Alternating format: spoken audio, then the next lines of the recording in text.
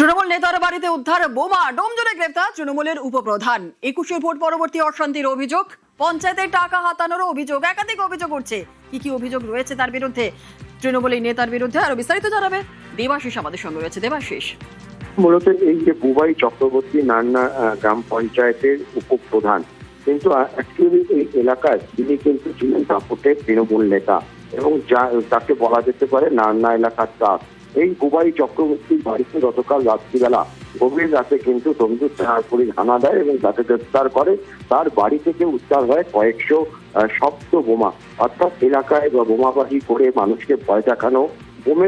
ভোটের দিন এই বোমাগুলি কিন্তু ব্যবহার করা হয়েছিল একাধিকবার, তার সেই অভিযোগও রয়েছে এবং এর বিরুদ্ধে অভিযোগ রয়েছে 2021 সালে বিজেপি কর্মী বা বিরুদ্ধে বাড়িতে গিয়ে মারধর করা, ভাঙচুর করা, এমনকি গ্রাম ছাড়া করা ও অভিযোগও কিন্তু তার বিরুদ্ধে রয়েছে।